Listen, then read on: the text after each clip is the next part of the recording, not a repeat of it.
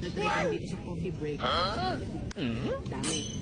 Out of all of you, even the drinks, even the lasagna, tabang.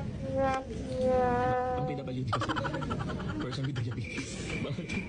Wala akong diabetes. Ay, sorry. Bawal kasi sila Ang dami nyo dyan, walang masarap sa inyo. Ni isa. Tiyak. Guys, mga taga Iloilo, saan masarap ang pastries nyo dito? Thank you so much. Love you. Hoy, Yulin! Yulin, boy! Literal ka nga, boy! Paano mo man saburan, be? Ang mga pastries, kagang mga kape nga na for? Ibis ka! Ang hinahanap mo damog, kaning baboy! Amo na sa dapat ang kinakain mo, dapat nagabitbit ka isa kasako nga kalamay. Gabitbit ka dapat sa isa kasako nga sugar or magbitbit ka sang tubo. Para kung wala kang manasahan, kumain ka magsando ka sa kalamay, kagilagay mo sa baso mo. Buburan mo mga pagkain mo bilang sa kamay ka. Didn't anyone tell you that obesity could cause sensitivity in your palate and in your tongue? Wala may nakapagsabi sa'yo, bumalik ka doon sa mo, sa neurosurgeon mo para magamot ang utak mo, patay gutom ka. Sa lahat ng kinakain mo sa buong mundo, pati hilamon, ginapatos mo pag ginutom ka. Napakabastos mo, ka na nga, pinapakita ang pang-ugali, baboy mo. Wag kang ganon sa Iloilo. Coffee Break has been serving the Ilonggos for the past 20 years.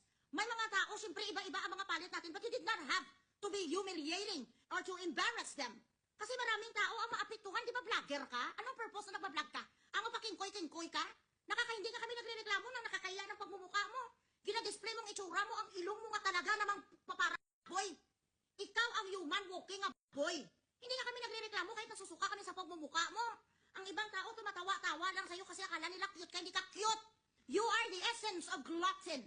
You are the essence of gluttony. One of the 7 deadly sins. Isa na sa mga sakit na hindi nagagamot ang gutom mo, naka-apply lang yan sa'yo. Pumunta ka sa nutritionist, kag sa dietitian, tanungin mo, tsaka ang mga nephrologist. Attorney, Dr. Sting, ano ang tawag sa mga kwan? Check up ka? But if you have a little bit of common sense and if you actually went to school, you should remember that obesity, ang pagiging mataba at pagiging patay gutom, naka-apekto na yan. Paano mo pa ma-distinguish ang kalamay, kagang asin, kung ano-ano nga mga flavor sa bibig mo? Wala na sang lugar ang taksa-taksa ka-ingredients sa bunganga mo. Kasi lamon ka na lang lamon, pati nga mga kaibigan mo, pag ginutom ka, kinakain mo. Pag nagutom ka, pati unan, sinilas mo, ginahamal mo, paladakda ka. Pag salitain sa out of all of you, paano mo ginadress ang mga pagkain out of all of you? Ano na sa mga pagkain, mga tao? Bakit hindi mo kainin ang kasama mo, mga gago, mga video sa'yo? Dapat siyang nilamon mo.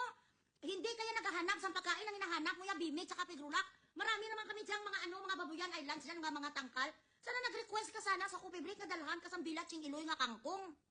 Nagpadala ka dapat sa kangkong.